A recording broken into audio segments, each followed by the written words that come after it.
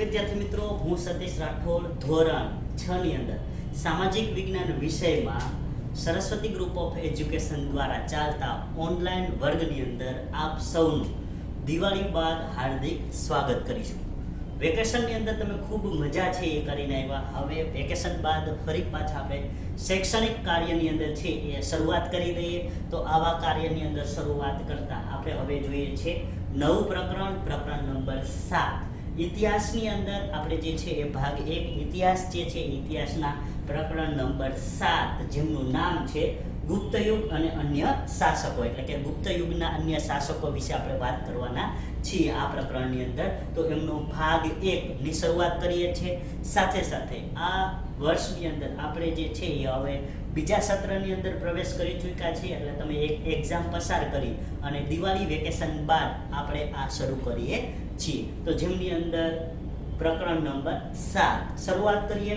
એમની અંદરની માહિતી તો કે ઈસુની 3જી સદી, ખાસ યાદ રાખજો ઈસુની 3જી સદી દરમિયાન જે છે એ ખાસ કરીને મગધ જે પ્રભાવશાળી શાસન અને શક્તિશાળી શાસક હતું, તો આવા મગધની અંદર પ્રભાવશાળી વંશ એટલે કે ગુપ્ત વંશની જે છે એ ગુપ્ત વંશની સ્થાપના થઈ. ખાસ યાદ રાખજો ક્યારે થઈ હતી, તો કે ઈસવીસન 3જી સદીની અંદર. ક્યાં થયેલી હતી, તો કે મગધ સામ્રાજ્યની અંદર છે એ ગુપ્ત યુગની એટલે કે ગુપ્ત વંશની શરૂઆત છે એ થયેલી હતી.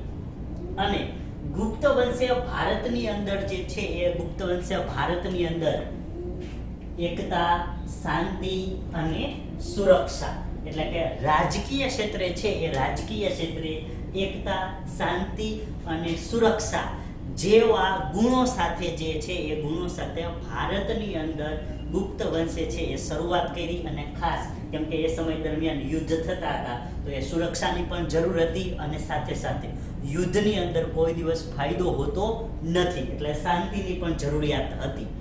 અને જ્યારે આ બધી વસ્તુઓ હોય તો ત્યારે શું આવે, તો કે એકતા.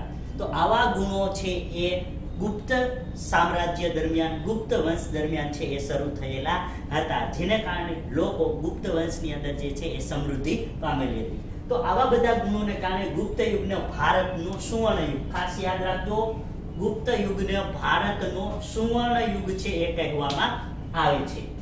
અને સાથે સાથે ગુપ્ત સમ્રાટો હતા, તો એ ગુપ્ત સમ્રાટોએ લોકોની અંદર શાંતિ અને સમૃદ્ધિ છે એ સમૃદ્ધિ સ્થાપેલી હતી. જો મહત્વના ગુણ આ જ છે કે લોકો પોતાના કાર્યમાં વ્યસ્ત રહે અને એ કાર્યમાં આગળ વધે એટલે કે સમૃદ્ધ થાય. તો શાંતિ અને સમૃદ્ધિ જેવા છે એ ગુણો ગુપ્ત યુગે સામાજિક લેવલે જે છે એ સામાજિક લેવલે થયેલા હતા. અને આ વિશે ભારતની અંદર હિન્દ પ્રાંતની અંદર જે મુસાફરો ફરવા માટે, પ્રવાસ માટે, પર્યટન માટે આવેલા હતા, તો એવા મુસાફરોએ એની પ્રશંસા કરેલી છે, એટલે કે એમના વખાણ કર્યા છે કે ગુપ્ત યુગ જે ભારતની અંદર ખરેખર વ્યવસ્થાની દ્રષ્ટિએ એક સમૃદ્ધ યુગ છે. એટલે આવા મુસાફરો જે વિદેશી આવેલા હતા, તો એ વિદેશી મુસાફરોએ પણ ગુપ્ત યુગની શાસન વ્યવસ્થાના વખાણ છે એ વખાણ કરેલા છે. તો આપણે એવા મુસાફરો વિશે પણ આ પ્રકરણની અંદર માહિતી મળશે. અને આવા જ મુસાફરોએ જે પોતાની નોંધપોથીમાં નોંધ કરેલી હતી, તો એ જ નોંધના આધારે આપણે ખ્યાલ આવ્યો છે કે ગુપ્ત યુગ છે એ સુવર્ણ યુગ હતો અને ગુપ્ત યુગની અંદર આટલા પ્રમાણમાં વ્યવસ્થા છે એ ચાલુ હતી. તો હવે આપણે ગુપ્ત યુગની અંદરના જે શાસકો છે એના વિશેની આપણે માહિતી મેળવીએ. તો સૌપ્રથમ ચંદ્રગુપ્ત પહેલો અથવા તો ચંદ્રગુપ્ત પ્રથમ પણ કહી શકાય. તો કે મગધ સામ્રાજ્યની અંદર જે આપણે આગળ જોયું ગુપ્ત વંશની જે શરૂઆત કરી એ કોને કરેલી હતી, તો કે શ્રીગુપ્ત દ્વારા છે એ શ્રીગુપ્ત દ્વારા મગધની અંદર ગુપ્ત સામ્રાજ્યની છે એ સ્થાપના થઈ. એટલે કે મગધમાં સ્થાપક તરીકે શ્રીગુપ્તને ઓળખવામાં આવે છે. અને શ્રીગુપ્તના પુત્રનું નામ હતું ઘટોત્કચ. શું હતું નામ એનું? ઘટોત્કચ. ખાસ યાદ રાખજો. અને આ શ્રીગુપ્તનો જે પુત્ર ઘટોત્કચ હતો, તો એ ઈસવીસન 319 ખાસ યાદ રાખજો ઈસવીસન 319 ઘટોત્કચ છે એ રાજગાદી ઉપર આવતા એમનું નામ બદલાયું અને ઘટોત્કચ ચંદ્રગુપ્ત પ્રથમ તરીકે. તો તો ચંદ્રગુપ્ત પ્રથમ તરીકે પાટલીપુત્રની જેમની રાજધાની હતી તો પાટલીપુત્રની ગાદી ઉપર છે એ ઘટોત્કચ ચંદ્રગુપ્ત પ્રથમ નામ ધારણ કરી અને ગાદી ઉપર બેઠો, એટલે કે રાજા તરીકે જે છે એ રાજા બનતા એમને પોતાનું નામ ચંદ્રગુપ્ત પ્રથમ તરીકે પ્રસિદ્ધ થયું. કેમ કે પ્રાચીન સમયની અંદર રાજાઓના નામ છે એ બદલતા. ક્યારે બદલતા? તો કે પેલું જન્મ સમયે છઠ્ઠીના દિવસે એક નામ ધારણ કરવામાં આવતું, બીજું નામ જ્યારે એનો રાજ્યાભિષેક થાય ત્યારે એમને બીજું નામ આપવામાં આવતું હતું. તો આ રીતે પ્રાચીન સમયમાં રાજાઓના નામ ધારણ માટેની આ પદ્ધતિઓ હતી. એટલે કે હવે ઘટોત્કચ ચંદ્રગુપ્ત નામ ધારણ કરી મગધની ગાદી ઉપર પાટલીપુત્ર જે રાજધાની હતી ત્યાં એમને પોતાની ગાદી સ્થાપી. અને ચંદ્રગુપ્ત પ્રથમે છે એ લીછવી જાતિની રાજકન્યા હતી. તો એ લીછવી જાતિની રાજકન્યા જેમનું નામ છે કુમારદેવી, ખાસ યાદ રાખજો નામ કુમારદેવી. તો કુમારદેવી સાથે ચંદ્રગુપ્ત પ્રથમે લગ્ન કર્યા, જેને કારણે શું થયું? તો કે ગુપ્ત વંશનું તો સૈન્ય એમની પાસે હતું જ. હવે જે આ લીછવી જાતિ હતી તો એ લીછવી જાતિના લોકોનો, લીછવી જાતિના સૈનિકોનો પણ એમને સપોર્ટ મળ્યો. અને આને કારણે ચંદ્રગુપ્ત પ્રથમે જે પોતાનો મગધનો વિસ્તાર હતો તો એ મગધ સામ્રાજ્યનો વિસ્તાર વધાર્યો અને એને આસપાસના જે પ્રદેશો હતા, અયોધ્યા છે, તો એવા પ્રદેશો જીતી અને મગધ સામ્રાજ્યનો વિસ્તાર વધાર્યો હતો. અને એને જે આ વિસ્તાર વધાર્યો એટલે કે રાજાને અમુક બહુ નામ મળતા હોય, રાજા, મહારાજા, મહારાજા ધીરાજ, સમ્રાટ, ચક્રવર્તી સમ્રાટ.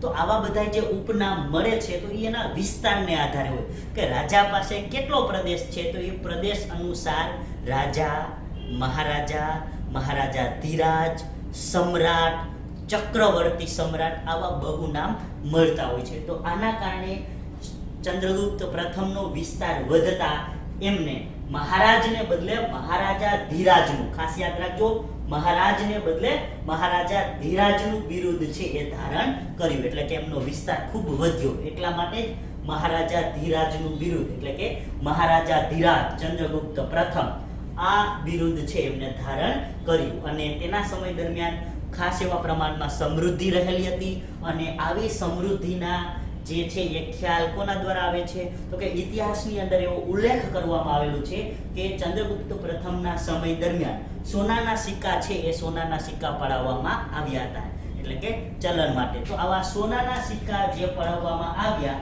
તો એના કારણે કહી શકાય કે ચંદ્રગુપ્ત પ્રથમના સમયમાં સમૃદ્ધિ રહેલી હતી. તો આમ પોતાના રાજ્યની આવી સમૃદ્ધિ પણ જોવા મળે છે. સાથે સાથે એ સમય દરમિયાન ગુપ્ત સંવત.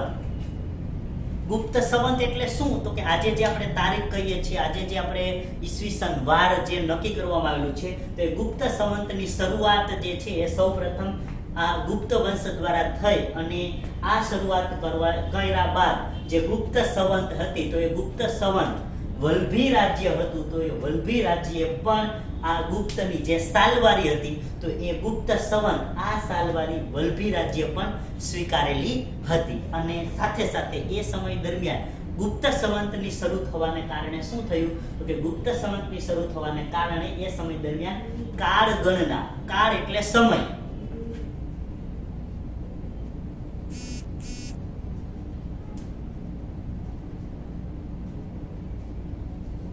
અને ગણના એટલે ગણતરી. તો કે સમયની ગણતરી અને કાળક્રમ.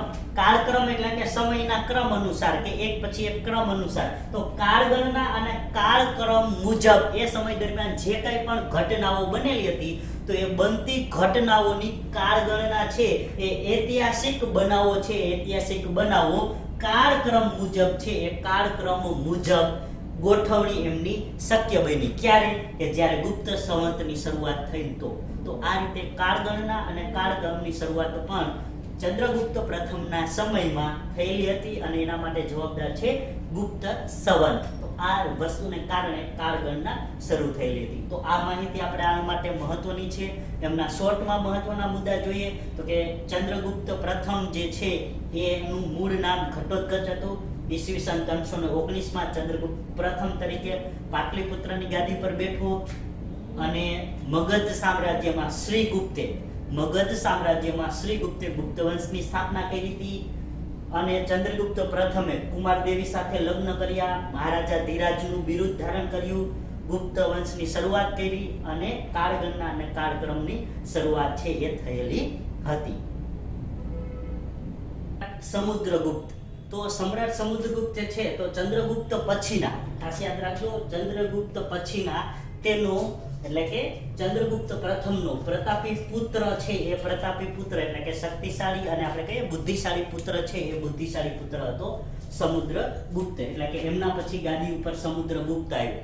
તો સમુદ્રગુપ્ત જ્યારે ગાદીએ આવ્યો તો સમુદ્રગુપ્ત ગાદીએ આવતા તેને વિશેની વિશેષ માહિતી જે છે એ એટલે કે સમ્રાટ સમુદ્રગુપ્ત વિશેની જે આ માહિતી આજે આપણે ભણી રહ્યા છીએ તો એ માહિતી ક્યાંથી લેવામાં આવે છે? તો આ માહિતી પ્રયાગરાજની અંદર આવેલો સ્તંભલેખ, તો પ્રયાગરાજમાં જે સ્તંભલેખ આવે છે તો એમની અંદર સમુદ્રગુપ્તના નામનો ઉલ્લેખ છે અને સાથે સાથે ત્યાંથી મળી આવેલા જે સિક્કાઓ છે એટલે કે આપણે આગળ જોયું હતું સોનાના સિક્કા પડાવ્યા, તો એ સોનાના સિક્કાઓ જે છે તો એ સિક્કાઓની અંદર પણ સમ્રાટ સમુદ્રગુપ્તનો જે છે એ ઉલ્લેખ રહ્યો છે, એના વિશે માહિતી મળે છે અને એના આધારે જ કહી શકાય કે ચંદ્રગુપ્ત પ્રથમનો પુત્ર હતો.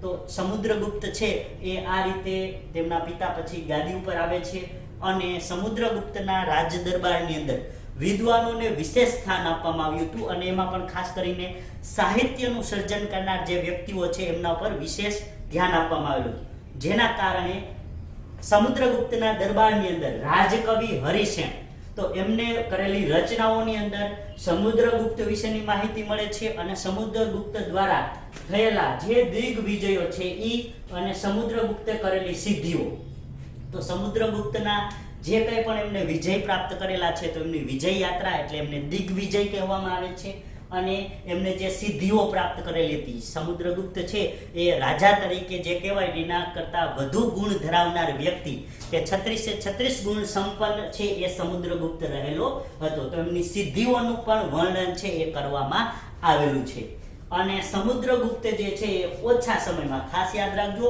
એમને શું કરેલું હતું, ઓછા સમયની અંદર જે છે એ પોતાના રાજ્યના વિસ્તાર કરવા માટે સમુદ્રગુપ્ત છે એ શક્તિશાળી રાજા તરીકે એમને પોતાનું નામ નોંધાવેલું છે કે જેના કારણે એમને એ સમય દરમિયાન ઉત્તર ભારતથી માંડીને, ખાસ યાદ રાખજો, ઉત્તર ભારતથી માંડીને અફઘાનિસ્તાનનો જે વિસ્તાર છે એટલે કે આ જે વર્તમાન સમયનું આપણું ઉત્તર ભારત, ત્યારબાદ પાકિસ્તાન, પછી અફઘાનિસ્તાન, તો અફઘાનિસ્તાન સુધીના પ્રદેશની અંદર ઓછા સમયમાં સમુદ્રગુપ્તે વિજય પ્રાપ્ત કરેલા હતા અને આ વિજય યાત્રા જે છે એ હરિસેણની અંદર એમને રચના કરેલી હતી. તો એના વિશેની માહિતી આપણને સમુદ્રગુપ્તની આ સિદ્ધિઓ વિશે મળે છે.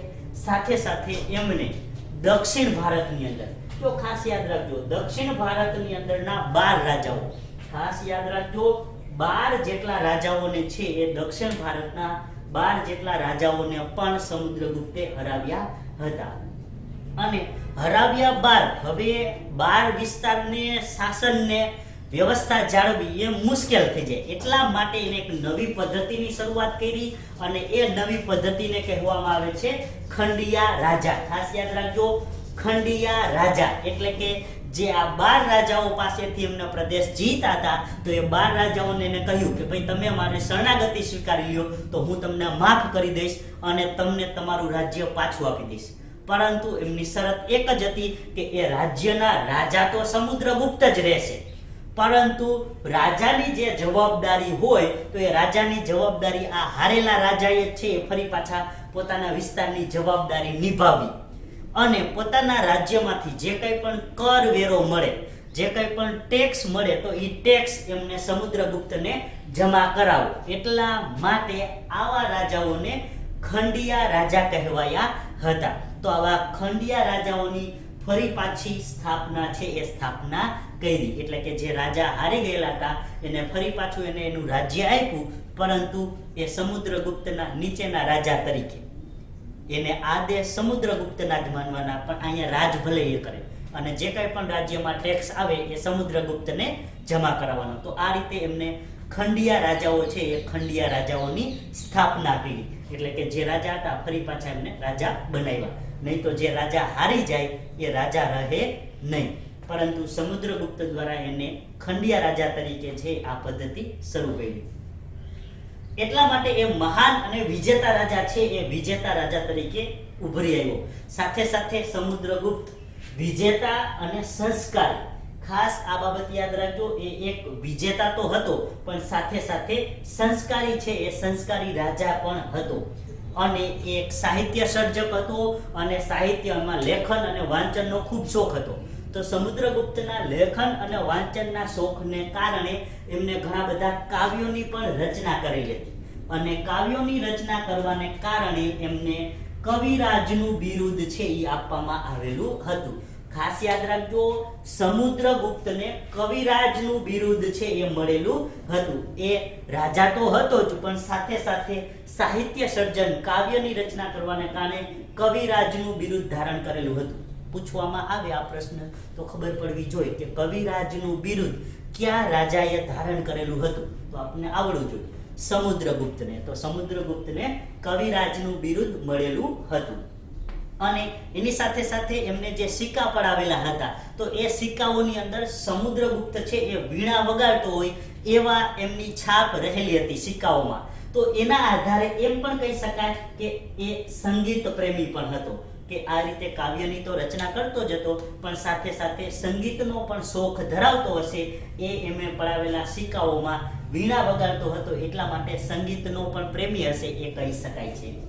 અને તેના શાસન દરમિયાન એમને એવું નથી, સાહિત્યનું સર્જન સાથે સાથે એમને શિલ્પકલા, સ્થાપત્યની પણ રચના કરેલી હતી. તો સમુદ્રગુપ્તના શાસન દરમિયાન મંદિરો બંધાવવામાં આવ્યા હતા, બૌદ્ધ વિહારો, એટલે કે હિન્દુ ધર્મ હતો, બૌદ્ધ ધર્મ પણ હતો, બૌદ્ધના વિહારો પણ બનાવવામાં આવેલા હતા અને જૈન ઉપાશ્રયો પણ બનાવ્યા હતા. એટલે કે સમ્રાટ સમુદ્રગુપ્તના સમય દરમિયાન હિન્દુ, બૌદ્ધ અને જૈન આવા ત્રણ ધર્મનો ત્રિવેણી સંગમ છે એ સમુદ્રગુપ્તના શાસન દરમિયાન રહેલો હતો. તો આવા બધા સ્થાપત્યો બનાવેલા હતા. સાથે એમને અશ્વમેઘ યજ્ઞ, જે ખાસ રાજાઓ માટે ખૂબ જ મહત્વનો હોય તેવો અશ્વમેઘ યજ્ઞ, જે રામાયણની અંદર રામ ભગવાને કરેલો હતો અને લવ અને કુશે એમનો ઘોડો રોકેલો હતો. તો આવો સફેદ ઘોડો છે એ મૂકી અને જ્યાં ફરે એટલો પ્રદેશ એનો, તો એવો અશ્વમેઘ યજ્ઞ પણ છે એ સમુદ્રગુપ્તે કરેલો હતો. જો આ એની વિશાળતા, વિશિષ્ટતા રહેલી છે. તો આવો સમુદ્રગુપ્ત મહાન અને શક્તિશાળી હતો. તો એ શક્તિશાળી હોવાને કારણે જ અશ્વમેઘ યજ્ઞ છે એ કરી શકે છે. તો સમુદ્રગુપ્ત છે એના દરબારની અંદર ખાસ વિદ્વાનોને સ્થાન આપવામાં આવ્યું હતું અને વિદ્વાનોને સ્થાન આપી ઉચ્ચ સાહિત્યની છે એ ઉચ્ચ સાહિત્યની રચના કરવામાં આવેલી હતી. અને એના આધારે જ એ સમય દરમિયાનનું સમુદ્રગુપ્તના શાસન દરમિયાનનું સાહિત્ય છે એ પ્રસિદ્ધ થયેલું હતું. તો આવા વિદ્વાનોને પણ એમને પોતાના દરબારમાં સ્થાન આપેલું હતું.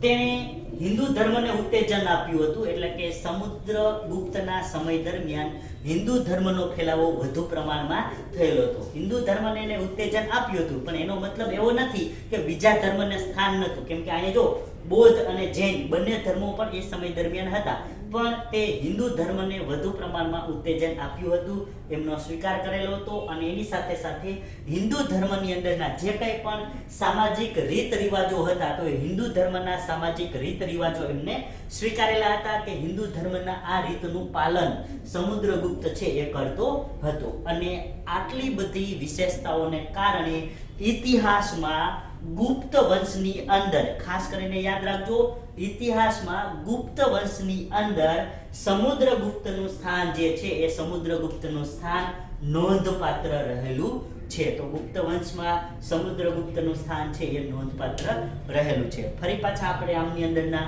મહત્વના મુદ્દાઓ રિવાઇઝ કરી જઈએ કે સમ્રાટ સમુદ્રગુપ્ત છે એ ચંદ્રગુપ્તના પુત્ર હતા. એટલે ચંદ્રગુપ્ત પછી સમુદ્રગુપ્ત રાજગાદી ઉપર આવે છે. એની માહિતી સ્તંભલેખ અને સિક્કાઓમાંથી મળે છે. એમને વિજયો અને સિદ્ધિઓ હાંસલ કરેલી હતી. તેમને શાસન ઉત્તર ભારતથી અફઘાનિસ્તાન સુધી, દક્ષિણમાં 12 રાજાઓને હરાવ્યા હતા. એમને ખંડિયા રાજાની પદ્ધતિ શરૂ કરી. એ વિજેતા અને સંસ્કારી હતો. એટલે કે સમુદ્રગુપ્ત વિજેતા અને સંસ્કારી રાજા હતો. કાવ્યની રચના કરવાને કારણે એમને કવિરાજનું બિરુદ મળેલું હતું. અને તેમને મંદિર, બૌદ્ધ વિહાર, જૈન ઉપાશ્રયોની સ્થાપના કરી, અશ્વમેઘ યજ્ઞ કર્યો, ઉચ્ચ સાહિત્યનું સર્જન કર્યું, હિન્દુ ધર્મને ઉત્તેજન આપ્યું. તો આવી બધી સમ્રાટ સમુદ્રગુપ્તના શાસન દરમિયાન માહિતી મળે છે. અગત્યની માહિતી છે, આનો તમે સ્ક્રીનશોટ પણ લઈ શકો છો.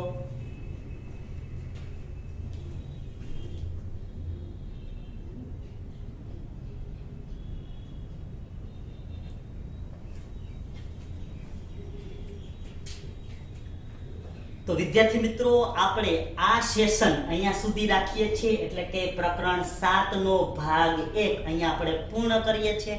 તો આ સેશનના અંતે હોમવર્ક સ્વરૂપે તમને વર્કશીટ આપવામાં આવશે અને એ વર્કશીટની અંદર પૂછાયેલા પ્રશ્નો, વિકલ્પ, ખાલી જગ્યા, ખરા ખોટા, જોડકા કે એક બે વાક્યના, તો જે કંઈ પણ પૂછાયેલું હોય એ તમારે તમારી રફ બુકની અંદર સુંદર અક્ષરે લખવાનું અને પાકું કરવાનું રહેશે. કેમ કે માહિતી ખૂબ જ અગત્યની છે, તો સારી અક્ષરે રફ બુકની અંદર લખવાનું રહેશે. ધન્યવાદ.